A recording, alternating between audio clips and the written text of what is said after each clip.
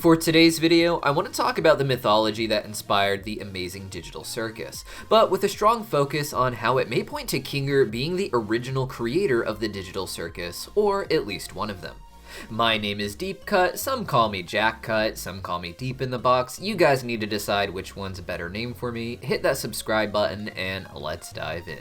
Now, the amazing digital circus is, in my opinion, filled to the absolute brim with obvious mythological metaphor, but because it's metaphor, most of it can go right over the viewer's head. The one thing that didn't go over viewers' heads, however, was the strange logo Pomni found in episode 1 in the office area. This was later shown to be based off of the real office where the game is being played that can be seen at the end of the episode. This logo is of a C and an A. With us already having a character named Cain in the show, fans quickly decided that this logo was a reference to Cain and Abel. For those who don't know, Cain and Abel are the first two sons of Adam and Eve in the Holy Bible. These were the founders of the different tribes of humanity after their parents, and it's led to a popular theory that the Digital Circus video game was designed by a team of brothers who call themselves Cain and Abel. In the circus, Cain and Bubble are the AIs that run the game, whose names seem to be an Easter egg to the company's creators, Cain and Abel, or Cain and Bubble, with Cain taking on the role of the dominant older brother. The story of Cain and Abel, however, is that Cain killed Abel because he was jealous of the blessings that Abel was receiving from God, and that has some dark implications for the show. Right now, we don't know who the real Cain and Abel are, or if they are even really relevant to the show, but after the recent episode, fans are convinced that Kinger himself is Abel. Kinger was a rather mysterious character at the beginning of the series because he had seemingly gone insane by the time Pomni got there. But in the recent episode, we saw that not only does he become sane when in a dark room, but that he may have been more sane in the recent episodes than everyone thought. In episode 3, Kinger revealed that the place that makes him feel the most sane is his pillow fort, where he used to spend time with his wife and where he has the vivid memory of her being abstracted. He has been seen talking right after leaving the fort, and some of the things he says seem to be more relevant than the others realize. While actually talking lucidly with Pomni in episode 3, he explains that he actually had 7 years of computer science education, laughing about how it all ended up with him trapped in the amazing digital circus. This immediately had fans thinking that Kinger was one of the original programmers on the Digital Circus game, and in fact, he may exist in the game only to try and work out certain programming bugs that cause issues. We already saw some of these bugs in episode 2, where Pomni glitched out of bounds on one of the adventures that Cain had created. Since the game is constantly creating new content, it constantly has the opportunity for Cain to create an issue that is dangerous. And Kinger, I believe, could be trying to work out these bugs through his avatar copy of himself that is trapped in the game. In previous episodes, he talks about his insect collection while sticking his head out of the pillow fort, with some people already believing at the time of the pilot that this meant Kinger was talking about a bug report. The most recent episode revealed that Kinger's wife is an entomologist, someone who researches insects, but Kinger is a computer coder, and fans want to believe that insect collection is now his personal term for bug report, which would be a list of issues that need to be fixed within a program or video game. Kinger says he was surprised that his wife was able to make him like insects, and I like to imagine that it came about with Queenie explaining to him the origin of the word bug report, which actually originated from a fly making its way into a computer's hardware and causing a fire. When there were programming issues in the actual code, this got it labeled as a bug in the system. The fact that in the pilot, Kinger comes out of his pillow fort talking about his insect collection just as Pomni pops into the game, seemingly another bug in the system, makes me want to believe this. After all, there's no real collection of insects for Kinger to have in the circus, as all of the NPCs are destroyed when they return to the circus by Cain, such as we saw with Gummy Goo in episode 2. Thus, even if he picks them up in certain levels, he wouldn't have any remaining and wouldn't have any reason to talk about this insect collection. The interesting implication of Kinger being Abel, however, is that Kinger was killed by his brother Cain outside of the game. This doesn't have to be a literal death, but rather this is represented by Kinger being trapped in the game already. He may have willingly gone in to work on the bug report as I just theorized, but he could also be trapped there against his will by his brother Cain, who some fans theorized to have wanted to steal the entire company for himself.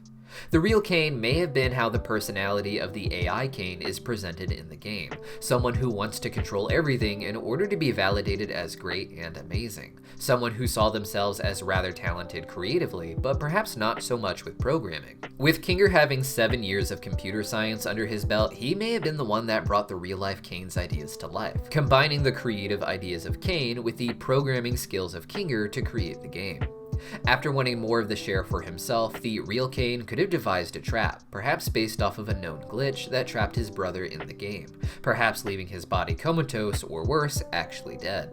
Another aspect of episode 3 that I've seen a lot of people asking me to address is the story of the angel from the Haunted Mansion adventure.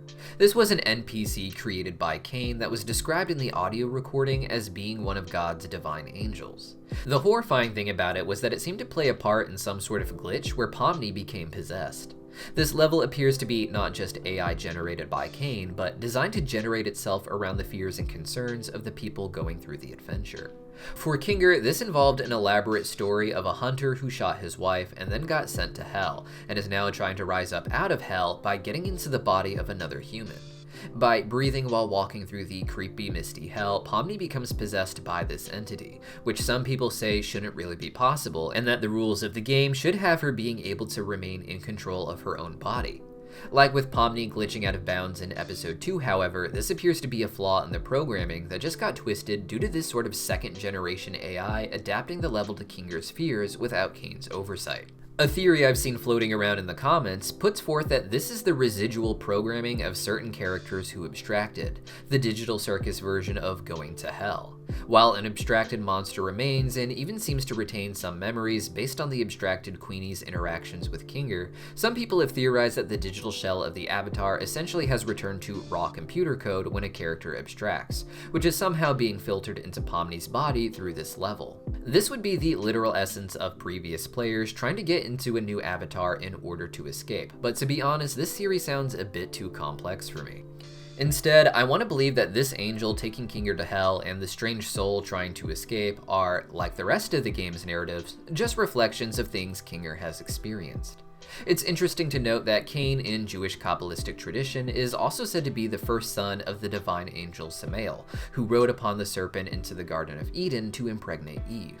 In Kinger's metaphorical story, the angel thus just becomes Cain, someone who perhaps dragged Kinger or Abel into this hell. Perhaps Kinger wants to help his wife escape her hell with a new body, maybe Kinger or Abel himself was hoping to escape, or the original creator Cain even, but for now, we simply don't know. Finally, the last thing I want to talk about are the Christian and Gnostic aspects of the show. Many of you are already aware of the idea that Pomni herself is Jesus, who has descended into this hell, as she calls it in episode 3, in order to rescue the souls trapped there, just as Jesus is described as doing in the Christian tradition. This is one of the most well-known mythological theories of the show, thanks to the video done by MatPat on the subject. The most obvious reason for this theory was the scene at the end of the pilot where Pomni is wearing red and blue while sitting at a table reminiscent of the Last Supper painting of Jesus Christ, indicating she was a Jesus symbol sent down to die and set everyone free. However, those of you who aren't super familiar with our own channel here may not be aware of the Gnostic mythology that's layered into the show as well. Gnosticism was a movement in the early centuries of Christianity that reinterpreted the early Bible stories in new ways, so that the Old Testament God was presented as something of an ignorant figure known as the demiurge that had trapped divine souls in human bodies so that they might worship him. In the digital circus, Cain is the demiurge, and he wants to be loved for the creation that the others are trapped in so much that the entire digital circus world threatens to fall apart when he doesn't receive the worship from Zubul in episode 3. Despite the Old Testament God being reimagined as a sort of material demon in Gnosticism, the Jesus figure is still given the same reverence as in Christianity, with Jesus being sent from the God Most High in order to set the souls free that are trapped in human bodies.